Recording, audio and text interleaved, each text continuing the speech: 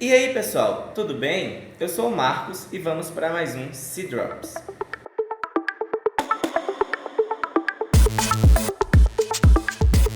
O assunto de hoje do C-Drops é algo muito interessante na linguagem C. É uma estrutura muito utilizada e muito versátil dentro do C. Estamos falando do vetor.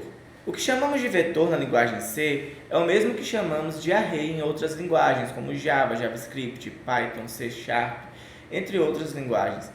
E o propósito é o mesmo. E qual seria esse propósito?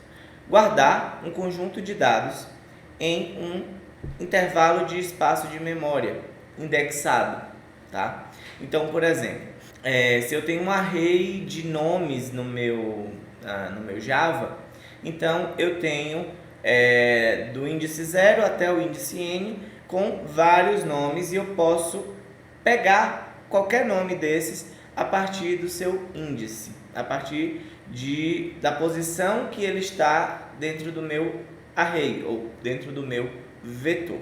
E no C, os vetores eles têm um papel ainda mais fundamental, uma vez que não existe o tipo string no C de forma literal. Logo, o vetor se torna fundamental para qualquer tipo de dado escrito com mais de um caractere que você queira colocar. Por exemplo, digamos que você queira inserir um nome ou um e-mail, ou mesmo um telefone formatado, todos esses tipos de dados terão que entrar dentro de um vetor, tá certo? Então, vetores no C são extremamente úteis e importantes para desenvolvermos qualquer tarefa.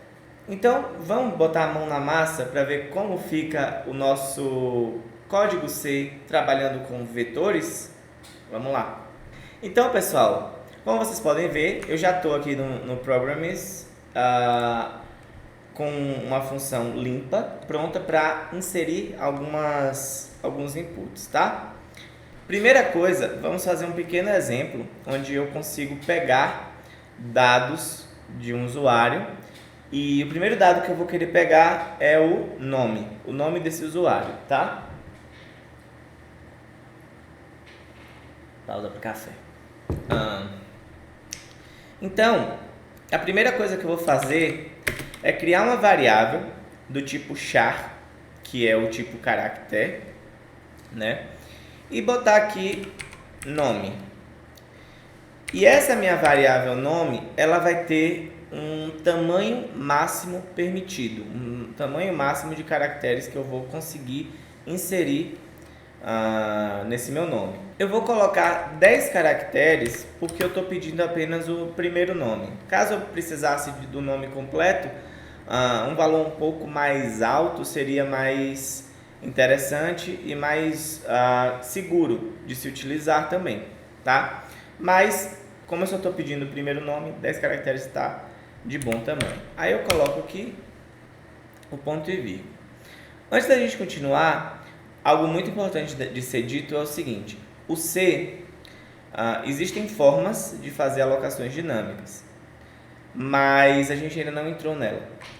Então, o que eu estou fazendo aqui nesse exato momento nada mais é do que reservar 10 espaços de memória para variáveis do tipo caractere. Então, o que o C está fazendo aqui é o seguinte: ele está guardando 10 espaços de memória para variáveis do tipo char de forma consecutiva. Então, ele está criando na nossa memória uma seção que vai guardar 10 espaços de memória para o nome que eu estou querendo colocar.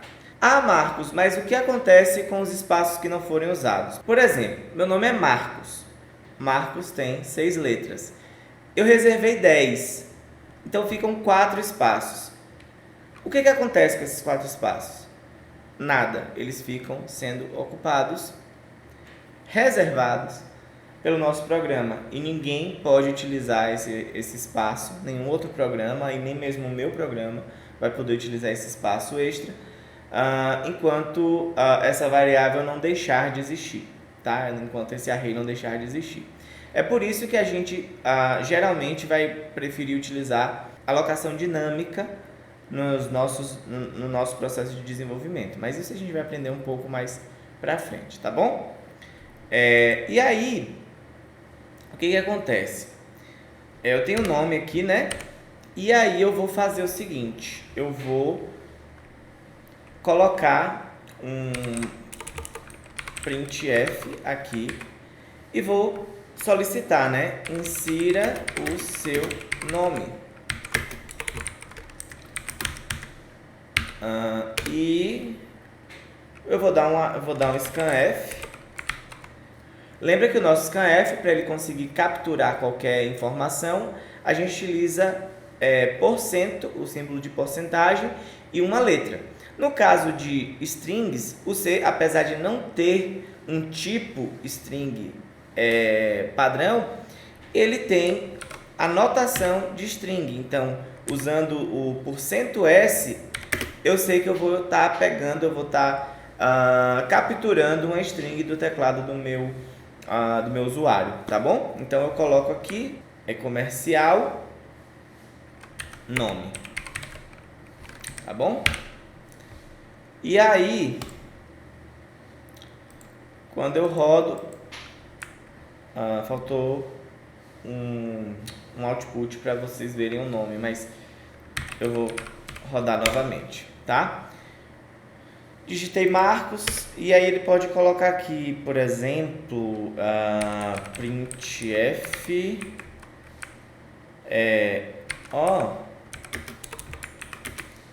%S é um lindo nome. Botar assim, né? Botar uma vírgula é melhor. E eu boto aqui nome e rodo novamente. Então, como é o seu nome, né? Insira o seu nome, Marcos, e a resposta, Marcos é um lindo nome, tá bom? Agora vamos fazer um exercício um pouco diferente. Eu vou pegar o nome de um aluno, vou pegar 3 notas e fazer o cálculo da média desse aluno. Fazer algo um pouco mais voltado para a vida real, digamos assim, tá bom? Então vamos lá. Aqui eu vou manter o char nome e vou botar aqui insira o nome do aluno. Scanf, beleza. E aí agora eu não preciso dar um retorno para mostrar que eu sei o nome do aluno. E agora eu vou colocar um printf aqui, né? Insira a primeira nota de, ou do, ou da, tanto faz. E eu boto aqui o nome do aluno, né? Então eu boto nome, tá bom? Opa, meu teclado mudou aqui a configuração. É isso. Aí eu vou botar um scanf. Na verdade eu vou criar, né, um array de float. Colocar notas e colocar aqui que ele vai ter 3 notas, tá bom? Então a gente pode colocar aqui agora o scanf, né, para a primeira nota. Então é um %F para o endereço de memória das notas no índice 0. E aí eu posso fazer basicamente a mesma coisa para todas as outras notas. Segunda e terceira. E aqui eu boto 1 e boto 2, tá? Um adendo aqui, o C, ele considera a questão dos índices que nem muitas outras linguagens. Na verdade, ele foi um dos precursores aí de você começar a contar índices de arrays, né, de vetores, do 0 e não do 1, tá? Então, você tem a primeira posição do seu vetor é o 0, a segunda é o 1, a terceira é o 2 e assim sucessivamente, tá bom? Então, agora eu posso fazer um printf de um float, que vai ser nada mais nada menos do que a minha variável resultado, tá? E aí na minha variável resultado vai ser igual a soma de todos as notas 0 mais notas 1 mais notas 2 dividido por 3. E aí eu faço então a impressão aqui do resultado, né? Ou sua média é... E aqui, se a gente rodar, vai faltar um monte de ponto e vírgula, né? Mas tirando os pontos e vírgulas, eu acho que tá tudo certo. Vamos lá novamente. Insira o nome do aluno, João. Opa, peraí. João. Insira a primeira nota de João. Esqueci de dar um espaçozinho aqui, né? Então, ele vai ficar desse jeito aqui. Bom, eu vou rodar novamente. E aí, a gente tem aqui o insira o nome do aluno é João. Insira a primeira nota de João. João tirou um 7 na primeira unidade, um 8 na segunda e um 6 na terceira. Então, a média de João é 7, né? Na verdade, sua média não, né? A média de porcento S, porcento S é porcento F. E aqui tem uma curiosidade muito interessante. Se vocês perceberem, eu tenho dois placeholders aqui para duas variáveis diferentes. Uma é um string e outra é um float. O C, ele vai fazer essa substituição pela ordem das variáveis que você colocou depois da vírgula, tá? Então, nesse caso aqui, eu teria que colocar nome e depois resultado, tá bom? Então, vamos lá. João é o aluno. Aí, digamos que ele não foi muito bem na primeira, na segunda ele já foi um pouco melhor, mas na terceira ele também foi lá ficou na beirada. A gente tem aqui a média de João é 6 e 16, né? Isso é algo interessante que eu gostaria de falar com vocês também, é com relação às casas decimais, né, do C.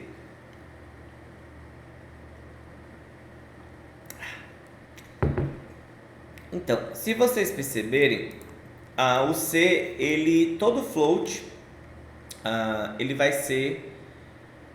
ter ali 6 casas decimais, né, a mais. Então, se o resultado for algo inteiro, por exemplo, 7, aluno 7, 7, 7.